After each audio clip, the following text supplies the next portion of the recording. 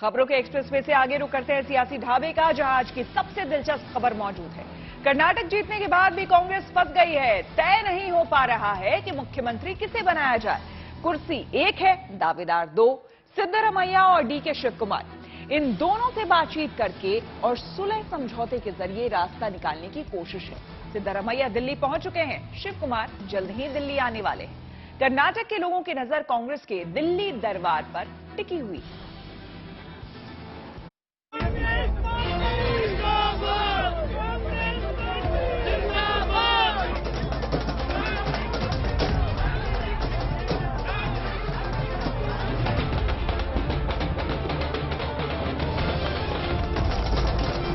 कर्नाटक का मुश्किल चुनाव तो कांग्रेस ने जीत लिया, लेकिन मुख्यमंत्री बनाने पर अटकी हुई है।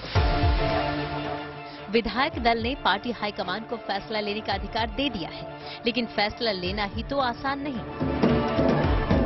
पहले सिद्धरमैया को दिल्ली बुलाया गया, इसके बाद डीके शिव कुमार भी पहली फ्लाइट से दिल्ली जा सकते हैं।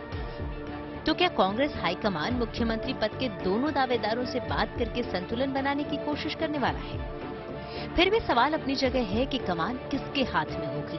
सिद्धरमैया का दावा है कि बहुसंख्यक विधायक उनके साथ हैं। I think so.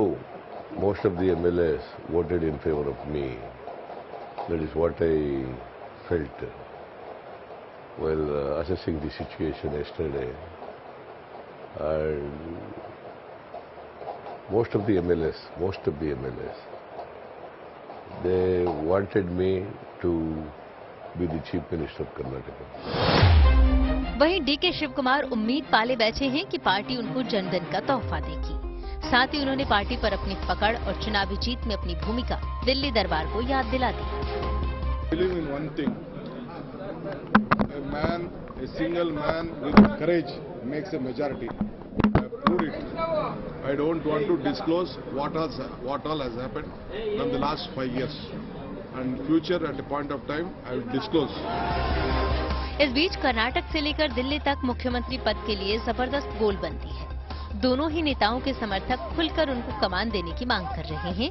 और तो और धार्मिक मठों से जुड़े संतों की डीके शिव कुमार के सांसद भाई से हुई मुलाकात के भी बड़े सियासी मायने हैं।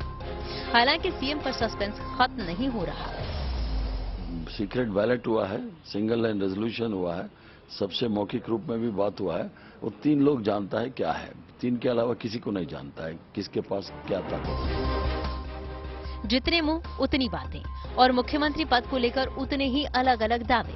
पहले चर्चा गर्म हुई कि सिद्धरमैया और डीके शिव कुमार के बीच कार्यकाल का बंटवारा हो सकता है, यानी 3 साल सिद्धरमैया और 2 साल डीके शिव कुमार। लेकिन लगता नहीं कि शिव कुमार इसके लिए तैयार होंगे। We have under my leadership 135 MLAs. All of them with one voice have said that the matter will be left to the High Command. इस बीच कुरुबा समुदाय के सिद्धरमैया को मुख्यमंत्री पद देकर 3 डिप्टी सीएम बनाने की भी चर्चा गर्म है। यानी वोक्कालिगा समुदाय के डीके शिव कुमार, लिंगायत समुदाय के एमबी पाटिल और वाल्मीकि समुदाय के सतीश जारकीहोली को एक साथ डिप्टी सीएम बनाया जा सकता है। बताया जा रहा है कि इससे पार्टी की खींचतान भी दूर हो जाएगी और लोकसभा चुनाव में भी फायदा होगा। लेकिन क्या ये फॉर्मूला डीके शिव कुमार और उनके समर्थकों को मंजूर होगा? बहरहाल जीत के बावजूद कांग्रेस में हो रहे इस घमासान पर बीजेपी की नजर है। तो इनकी क्या दिक्कत है कि हर जगह जो है वो घर में इनके कहीं टूट फूट तो दिखाई पड़ती है। अब घर इनका संभलता नहीं और ठीकरा दूसरों पे फोड़ते हैं, तो फोड़ने दीजिए। अलग अलग लोग किसी दल में हो महत्वाकांक्षा के साथ, तो ये उस दल की कमजोरी नहीं। कम से कम ऐसा तो है कि लोग अपनी इच्छा प्रकट करते हैं। हमारे तो जो भाजपा वाले हैं वहां तो इच्छा प्रकट करने का भी स्पेस नहीं है। साहब ने कह दिया तो सब सेलोटेप लगा के बैठ जाते हैं। ये एक डेमोक्रेटिक चर्निंग का अभिन्न हिस्सा।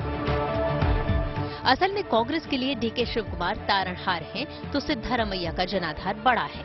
आगे लोकसभा चुनाव है, इसलिए पार्टी किसी को भी नाराज करना नहीं चाहती और न ही राजस्थान कांग्रेस जैसे हालात बनाना चाहती है।